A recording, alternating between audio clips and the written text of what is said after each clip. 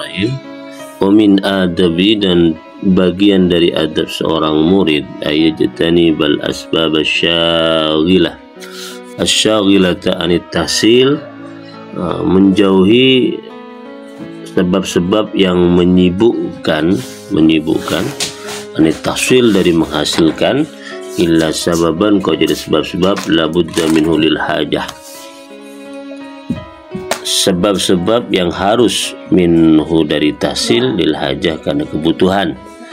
Jadi tidak boleh menyibukkan dengan hal-hal lain, hanya sibuk dengan urusan ilmu, ya. Kecuali ada darurat, ada kebutuhan mendesak untuk hal lain, nggak jadi masalah. Yang bagi ayutahhira qalbahu minal adnas, ya. Murid itu harus menyucikan hatinya dari kotoran.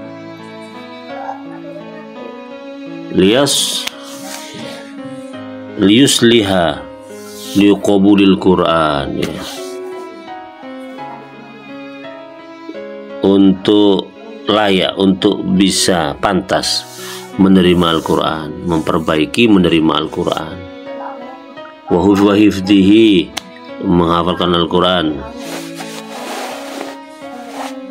Wastismarihi, mengamalkan Al-Quran. Jadi hati itu berpengaruh terhadap apa yang hendak dipelajari. Kalau yang hendak dipelajari itu adalah Al-Quran, maka kesucian hati itu merupakan peran vital. Semakin suci hati, maka semakin mudah untuk menerima Al-Quran, menghafalkan dan mengamalkan. Faqad sahha an Rasulillah sallallahu alaihi wasallam, dan sungguh benar sabda Nabi Muhammad sallallahu alaihi wasallam, annahu qala, sesungguhnya Nabi bersabda, ala, ingatlah, inna fil jasadi mudghatan, sesungguhnya dalam tubuh itu ada segumpal daging, idza shalahat, jika bagus daging itu, shalahal jasadu kulluh, maka seluruh anggota badan juga akan bagus.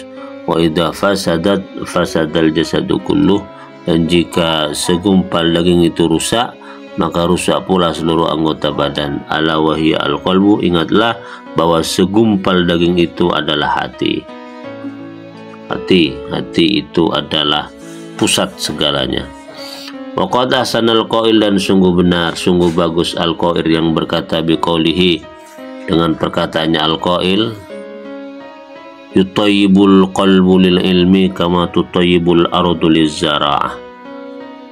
Hati itu memperbaiki ilmu sebagaimana bumi itu mempengaruhi tanaman yang tumbuh di atasnya.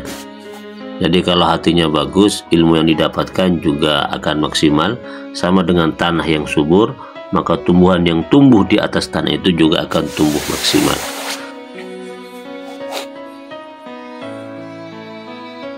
Wayam bagi, dan seharusnya seorang murid itu ayat tawadhu ali muallimihi, harus bersikap tawadu, rendah hati terhadap gurunya. Wa yata'adzabu ma'ahu, berakhlak kepada gurunya. Wa in kana asghara minhu sinnan, sekalipun sang guru itu lebih muda usianya darinya. Wa aqalla syuhratin wa nasaban, dan kalah populer dan nasabnya lebih rendah daripada sang murid. Jadi murid itu tidak perlu melihat nasab, popularitas dari sang guru. Yang penting dia itu adalah gurunya, wajib dia itu menghormatinya, sekalipun nasabnya dan popularitasnya, bahkan usianya lebih muda dari sang murid, ya. Wa ghairi dzalik, dan selainnya. Wa yatawadhu lil ilmi, dan seharusnya seorang murid itu harus juga tawadhu, rendah diri di hadapan ilmu. Fa bi tawadhu'ihi yudriku, karena dengan tawadhu'nya itu terhadap ilmu, dia akan mendapatkan ilmu yang dipelajari itu.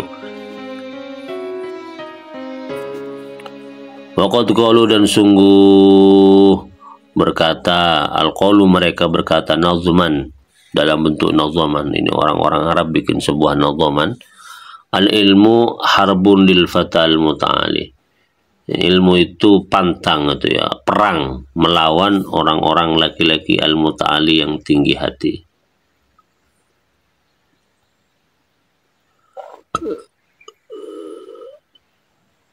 kasaili harbun lil makanil ali, seperti air ya, yang itu pantang mengalir ke tempat yang tinggi. Al ilmu harbun lil fata al muta'ali, ilmu itu pantang masuk ke hati orang yang tinggi hati. Kasaili harbulil makanil ali, seperti air yang tidak akan bisa mengalir ke tempat yang tinggi. Wayambaghi, dan seharusnya seorang murid itu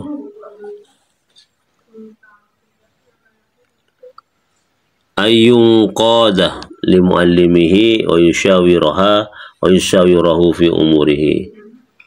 Wajib seorang murid itu patuh kepada gurunya dan bermusyawarah dalam banyak hal dengan sang guru. Wa yaqbala qawlahu kal marid al-aqil yaqbalu qawla at-tabib an-nasi al-hadik wa hadza aula. Dan seorang murid itu harus menerima dauh-dauh perkataan sang guru seperti seorang yang sakit yang berakal, yang harus menerima resep-resep dokter yang ngasih nasihat, yang mana dokter itu cerdas ya. Jadi murid itu sama dengan pasien yang lagi sakit. Jadi apapun yang dikatakan oleh sang guru sebagai resep ya, resep ilmu, dia harus menerimanya agar dia itu sembuh dari penyakit bodohnya.